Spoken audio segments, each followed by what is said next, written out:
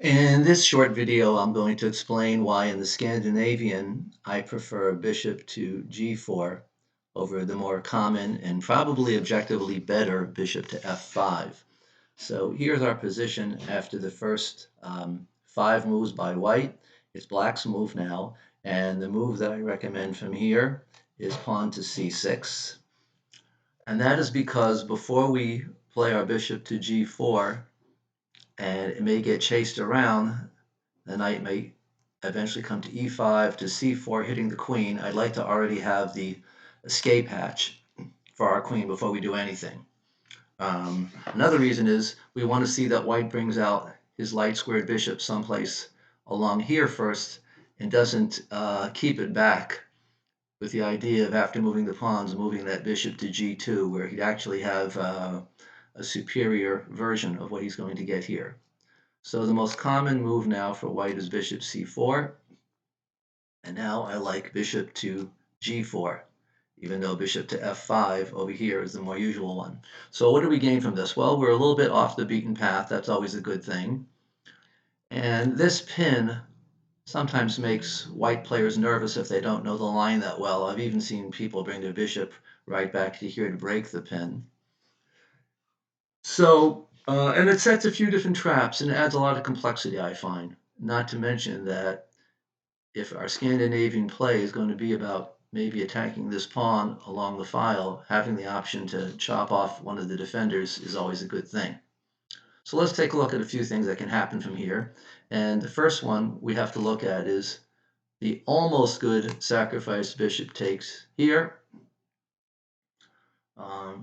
with the idea, after king takes, losing castling privilege, the knight thinks he's going to come here and regain the piece because the queen and the knight are both attacking this bishop.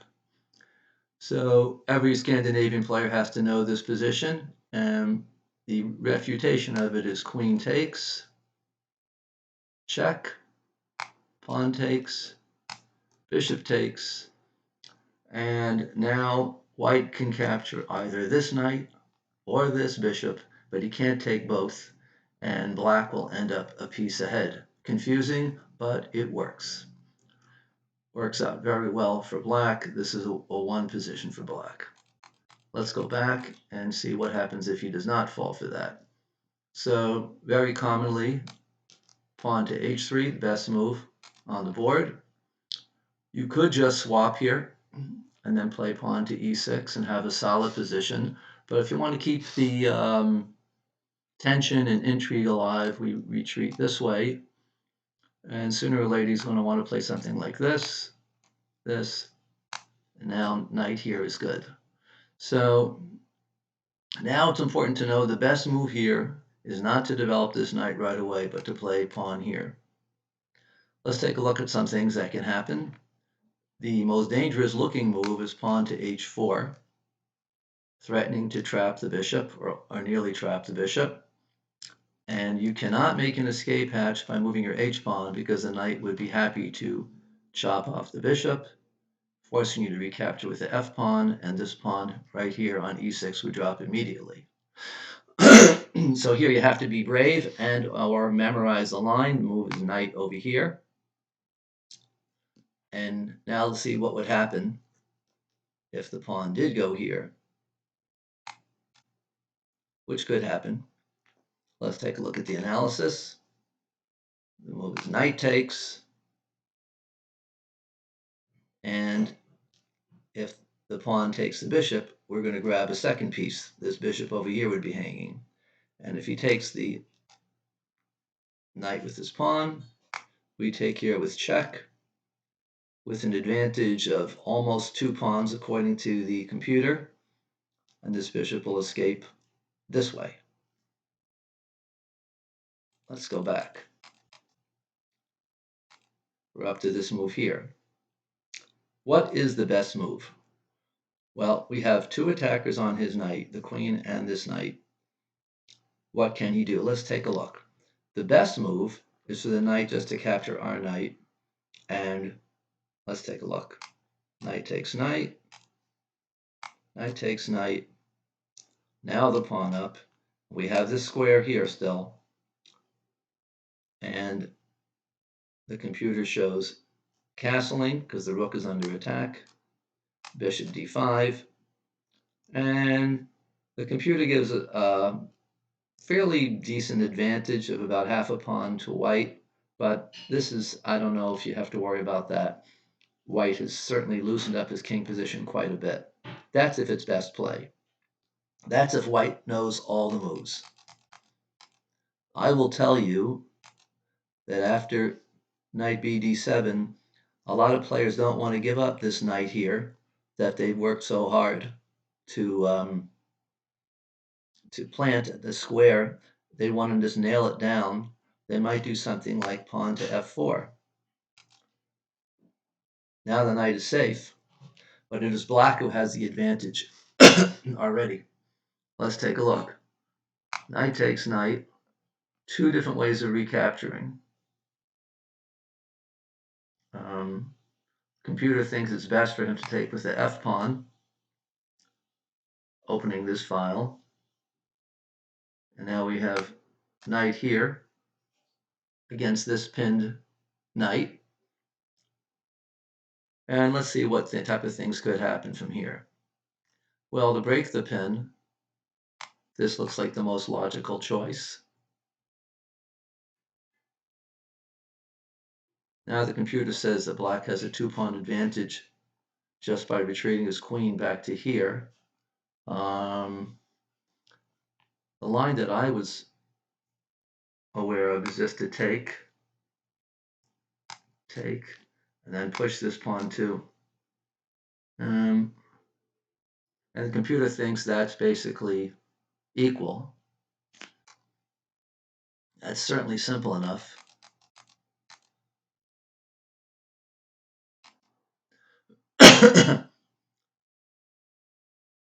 What would happen from this position if instead of bringing out the bishop, he moves the pawn?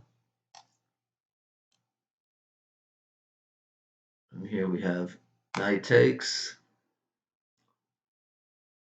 hitting the queen. And if he recaptures, we have queen takes pawn, check, picking up this bishop. So the computer says the best move is queen here, pinning the knight. Now bishop b4. Let's see what happened. Shows pushing the pawn, which is actually pinned because the queen is attacking the rook. What would happen if he just took here now? Kind of loses the game. Knight to e4, and the queen is gone. Let's go back.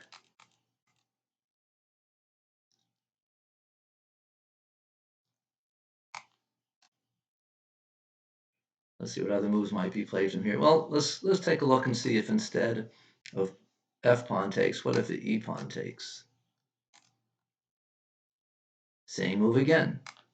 This is even better for black, and it's showing a two-pawn advantage. Let's see what things would happen from here. Let's see, on pawn here. That's a disaster for white. Knight takes. Bishop pins. Queen to c5. Hitting this bishop. Bishop takes. Now instead of grabbing this bishop, he's showing a nice little position, so attacking the rook first. And now when the rook moves to safety, only now we take the bishop. Very clever. Let's go back. Knight to e4 again. We're going to do that regardless of which pawn he uses to capture. Now instead of pushing the pawn, let's see what happens on bishop here. Breaking the pin.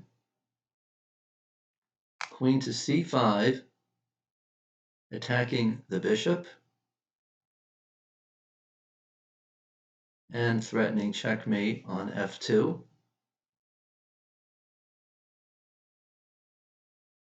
And what happens on takes? We have bishop takes attacking the rook, and again, this bishop over here drops.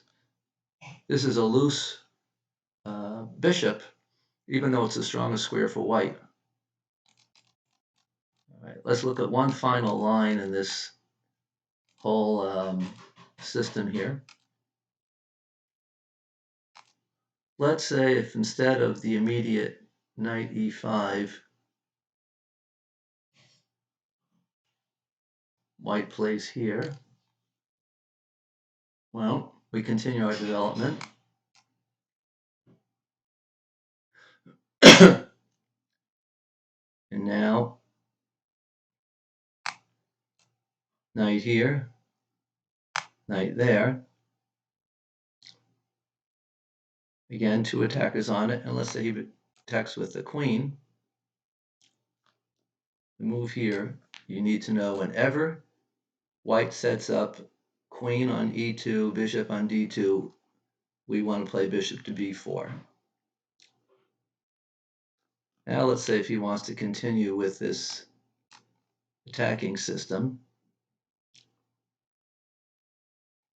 what happens now? Knight takes, pawn takes, he doesn't want to trade queens. Knight here, and now we have 1, 2, 3 attackers on this. That's going to lead to a lot of swapping. Let's say he tries for the squish. Well, we have a bunch of options here, and they're all good, actually. You can play bishop takes. You can play bishop takes this way, and knight takes. I believe all work out well. Let's try bishop takes and see what happens.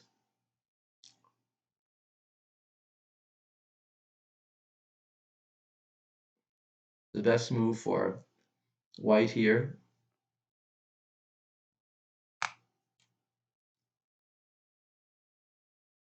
And only now bishop takes. This actually is kind of complicated. You'd have to review this with an engine, but this is just another one of those interesting lines that comes about in the bishop to g4.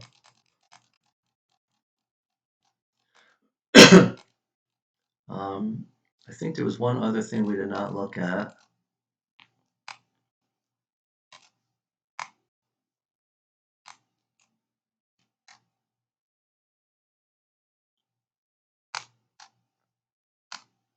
Oh yes.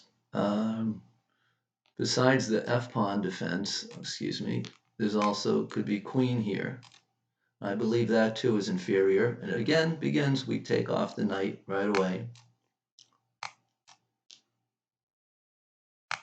And again, pop it over here. Now this pawn is actually hanging. The knight can't take this one. The queen's not going to take. What would happen on just playing for the squash? Knight takes, queen is under attack. Best move for white is bishop to pin it. Knight takes queen. Bishop takes queen, and bishop here.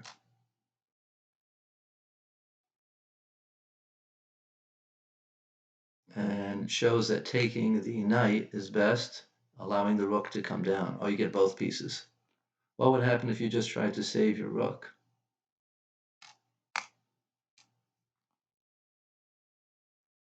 And the knight would escape. And what do we have? We're actually up a piece.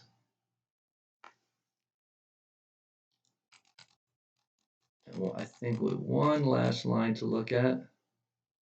What if from here, instead of using the queen to double protect the knight, we use this bishop? Once again, we take. White's best is to take with the pawn. And the knight goes into e4. It's pretty easy because every time in all these lines, what we're going to do is take that knight and then pop into e4. And according to the engine, black is up almost a 2-pawn value. Okay, That's pretty much everything I'd want to show in this line. And if you watch this a few times, I think you'll feel comfortable with how this line works out.